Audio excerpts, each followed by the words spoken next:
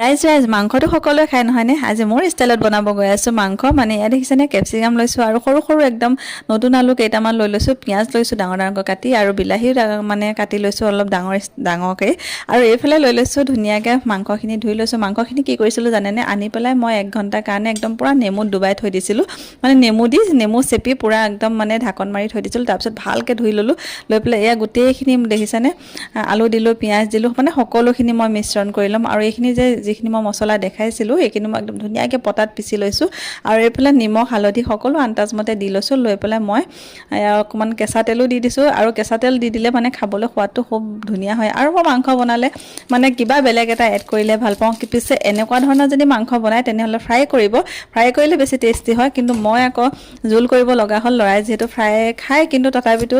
ৰুটিৰ লগত সি মাংস খাম বুলি কৈছিলে আৰু মই সেইদিনাখন ৰুটি নিদিলোঁ দিনত যিহেতু দুপৰীয়া মই ভাতকে দিলোঁ পিছে ৰাতিহে মই ৰুটি দিলোঁ আৰু ভিডিঅ'টো আছিল পৰহিয়ে ভিডিঅ'তে ৰাইজ আৰু ধুনীয়াকৈ মই 5 মিনিট এয়া দেখিছানে ধুনীয়াকৈ 5 মিনিট মই ৰাখি থৈ দিলোঁ আৰু তাৰপিছত ধুনীয়াকৈ জুইকুৰা ধৰি লৈ অকণমান হাত ভৰিকেইটা সেকি ল'লোঁ মানে অকণমান ঠাণ্ডা লাগিছে তাৰমানে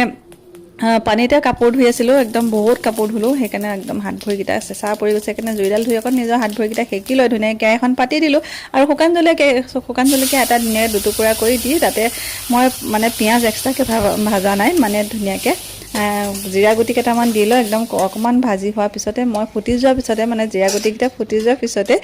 ধুনীয়াকৈ মই গোটেইখিনি মিশ্ৰণ কৰি থকা গোটেইখিনি মই কেৰাহীতে ধুনীয়াকৈ দি দিছোঁ আৰু জুইত বনাই আছোঁ কিয় জানেনে মই মাংস বোলা বস্তুটো জুইত বনালেহে মই বেছি এটা সোৱাদ পাওঁ খাবলৈ মই বৰ ধুনীয়া পাওঁ মানে